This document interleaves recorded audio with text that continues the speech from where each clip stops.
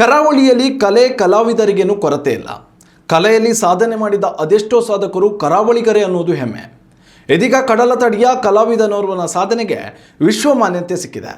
ಉಡುಪಿಯ ಹಿರಿಯ ಕಲಾವಿದರಾದ PN ಆಚಾರ್ಯ ಅವರು ಅಮೆರಿಕದ ವೈದ್ಯಕೀಯ ಪಠ್ಯಗ್ರಂಥವೊಂದಕ್ಕೆ ಸಾವಿರಾರು ಚಿತ್ರಗಳನ್ನು ಬರೆದುಕೊಡುವ ಅಪರೂಪದ ಸಾಧನೆ ಮಾಡಿದ್ದಾರೆ. PN ಆಚಾರ್ಯ ಅವರ ಹೆಸರು ನೋಡದವರು ಕಡಿಮೆ ಎಂದೇ ಹೇಳಬಹುದು. ಯಾಕಂದ್ರೆ ಬಹುತೇಕ ದೈವ ದೇವರುಗಳ ಚಿತ್ರ ಬಿಡಿಸುವ ಮೂಲಕ ಹೆಸರುವಾಸಿಯಾದವರಿವರು. ಸದ್ಯ ಹೊಸ ವಿಚಾರ ಎನ್ನುವಂತೆ ಟಫ್ಸ್ ವಿಶ್ವವಿದ್ಯಾಲಯದ ಅಂಗರಚನಾ ಶಾಸ್ತ್ರದ ಮುಖ್ಯಸ್ಥ MSA ಕುಮಾರ್ ಅವರು ಪ್ರಾಣಿಗಳ ಅಂಗರಚನಾ ಶಾಸ್ತ್ರದ ಬಗ್ಗೆ ಬರೆದಿರುವ ಪುಸ್ತಕದಲ್ಲಿ PN ಆಚಾರ್ಯ ಅವರು ಬಿಡಿಸಿರುವ ಚಿತ್ರಗಳು ಪ್ರಕಟಗೊಂಡಿವೆ.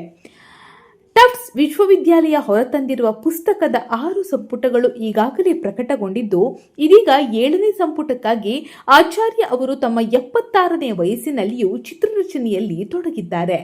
KMCಯ ಅಂಗರಚನಾ ವಿಭಾಗದಲ್ಲಿ ಮುಖ್ಯ ಕಲಾವಿದರಾಗಿ ಕಾರ್ಯನಿರ್ವಹಿಸಿ ನಿವೃತ್ತರಾಗಿರುವ ಆಚಾರ್ಯ ಅವರು ಪ್ರಾಣಿಗಳ ಮತ್ತು ಮನುಷ್ಯರ ಅಂಗರಚನಾ ಶಾಸ್ತ್ರಕ್ಕೆ ಸಂಬಂಧಿಸಿದ 100 ಚಿತ್ರಗಳನ್ನು ಚಿತ್ರಿಸಿದ್ದಾರೆ. ಸಿಂಗಾಪುರ ವಿಶ್ವವಿದ್ಯಾಲಯದ ಅಂಗರಚನಾ ಶಾಸ್ತ್ರ ವಿಭಾಗದ ಸಂಪುಟಕ್ಕಾಗಿ ಮನುಷ್ಯರ ಅಂಗರಚನೆಗೆ ಸಂಬಂಧಿಸಿದ ಚಿತ್ರರಚನೆಯಲ್ಲಿಯೂ ತೊಡಗಿದ್ದಾರೆ. ಅಮೆರಿಕ ವಿಶ್ವವಿದ್ಯಾಲಯದ ಟಫ್ ಯೂನಿವರ್ಸಿಟಿಯ ಪ್ರೊಫೆಸರ್ MSA ಕುಮಾರ್ ಈ ನಾಯಿ, ಬೆಕ್ಕು, ಕುದುರೆ, ಒಂಟೆ ಈ ಪ್ರಾಣಿಗಳಿಗೆ ಸಂಬಂಧಪಟ್ಟ ಒಂದಷ್ಟು ಎನಾಟಮಿ ಚಿತ್ರವನ್ನು ಮಾಡುವುದಾಗಿ ನನಗೆ ಕೇಳಿಕೊಂಡರು. ನಾನು ಸಂತೋಷದಿಂದ ಒಪ್ಪಿಕೊಂಡೆ.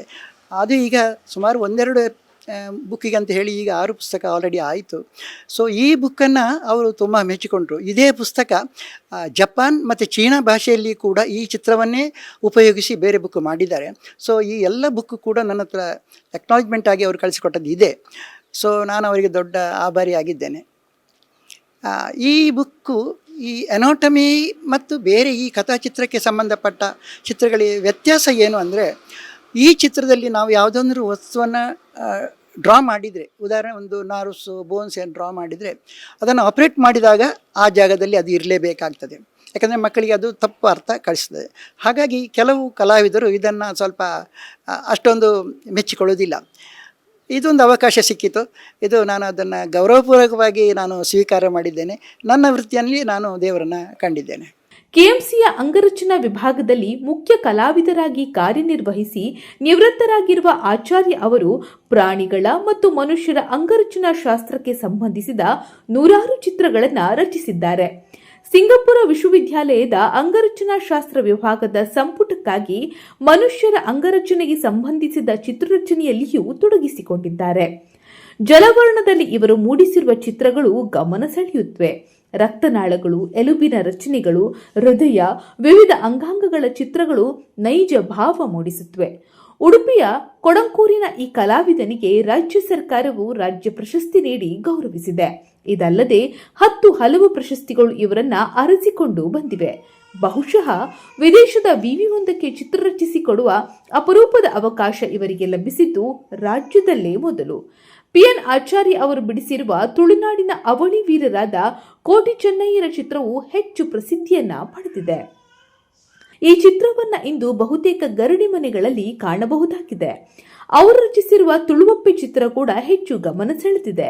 ಹಲವಾರು ಪೌರಾಣಿಕ ಪಾತ್ರಗಳು ಅವರ ಕೊಂಚದಿಂದ ಅರಳಿವೆ. ಕಾಳಿಕಾಂಬೆ, ವಿಶ್ವಕರ್ಮ ಸೇರಿದಂತೆ ಹಲವಾರು ದೇವರ ಚಿತ್ರಗಳನ್ನು ಬಿಡಿಸಿದ್ದು, ಕೆಲವು ವಾರ ಪತ್ರಿಕೆಗಳ ಕಥೆಗಳಿಗೂ ಚಿತ್ರಗಳನ್ನ ನೀಡಿದ್ದಾರೆ. ಇವಾಗ ಕೋಟಿ ಚೆನ್ನಯ್ಯ ಚಿತ್ರ ಮಾಡಲಿಕ್ಕೆ ನಾವು ಒಂದು 6 ತಿಂಗಳು ಬೇರೆ ಬೇರೆ ಗರಡಿಗಳಿಗೆ ಹೋಗಿ ಅದಕ್ಕೆ ಮಾಹಿತಿ ತಗೊಂಡು ನಾವು ಮಾಡಿದ್ದೇವೆ.